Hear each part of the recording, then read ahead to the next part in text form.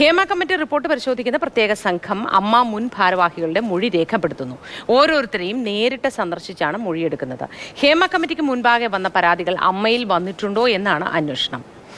അനന്തകൃഷ്ണൻ തന്നെ വിവരങ്ങൾ നൽകും. അനന്തകൃഷ്ണൻ, വിശദാംശങ്ങൾ പറയും. മോത്തി, സിദ്ദിഖിനെ തേടിയുള്ള യാത്രകളും അന്വേഷണങ്ങളും ഒക്കെ നടക്കുന്നതിനിടയിലും ഹേമ കമ്മിറ്റി റിപ്പോർട്ടുമായി ബന്ധപ്പെട്ട് വിശദമായ അന്വേഷണം തന്നെ സ്പെഷ്യൽ ഇൻവെസ്റ്റിഗേഷൻ ടീം നടത്തുന്നുണ്ട്. കാരണം വരുന്ന ആഴ്ച തന്നെ അന്വേഷണത്തിന്റെ ആക്ഷൻ ടേക്കൺ റിപ്പോർട്ട് ഹൈക്കോടതിയിൽ സമർപ്പിക്കേണ്ടതുണ്ട്. ഹേമ കമ്മിറ്റി റിപ്പോർട്ടിൽ മൊഴി നൽകിയവരുടെ പരാതി അല്ലെങ്കിൽ ആരോപണം അത് സംബന്ധിച്ചാണ് വിശദമായ അന്വേഷണം നടക്കുന്നത്. അതിൽ നടപടികൾ എടുക്കാൻ ഹൈക്കോടതി നിർദ്ദേശിച്ചിരുന്നു. ഇതിന്റെ ഭാഗമായിട്ട് വിപുലമായ അന്വേഷണമാണ് നടക്കുന്നത്. ഈ ഹേമ കമ്മിറ്റിക്ക് മുമ്പാകെ മൊഴി നൽകിയവരെ നേരിട്ട് കണ്ട് നേരത്തെ തന്നെ വീണ്ടും അവരുടെ മൊഴി രേഖപ്പെടുത്തുന്ന നടപടിയിലേക്ക് അന്വേഷണ സംഘം കടന്നിരുന്നു. അതിൽ ചിലർ വീണ്ടും മൊഴി നൽകാൻ തയ്യാറായി, ചിലർ അതിന് തയ്യാറായിട്ടില്ല എന്നുള്ളൊക്കെ വിവരങ്ങൾ പുറത്തു വരുന്നുണ്ട്.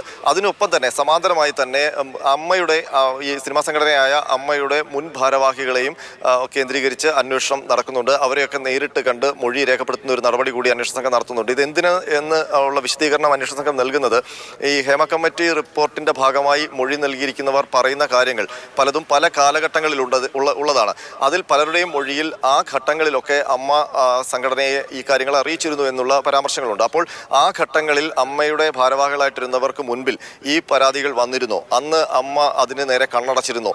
ആ സംഘടനയിലെ ഭാരവാഹികൾ എന്തുകൊണ്ടാണ് അതിൽ നടപടിയെടുക്കാതെ, അല്ലെങ്കിൽ അത്തരം ലൈംഗിക പീഡനം അടക്കം ഉള്ള സംഭവങ്ങൾ ശ്രദ്ധയിൽപ്പെട്ടിട്ടും പോലീസിനെ അറിയിക്കാതിരുന്നത് എന്തുകൊണ്ടാണ്?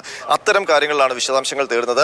അപ്പോൾ അമ്മയുടെ മുൻ ഭാരവാഹികൾക്ക് ഈ കാര്യത്തിൽ ഈ പരാതികൾ കൈകാര്യം ചെയ്യുന്നതിൽ വീഴ്ച ഉണ്ടായിട്ടുണ്ടോ എങ്കിൽ അതും കുറ്റകരമാണ്. അവരെയും നിയമത്തിന്റെ മുന്നിലേക്ക് കൊണ്ടുവരേണ്ടി വരും. അപ്പോൾ ആ രീതിയിലുള്ള സമാന്തരമായ ഒരു അന്വേഷണം കൂടി നടക്കുകയാണ്. അപ്പോൾ ഹേമ കമ്മിറ്റി റിപ്പോർട്ടിലെ മൊഴികളുമായി ബന്ധപ്പെട്ട് വിപുലമായ അന്വേഷണമാണ്.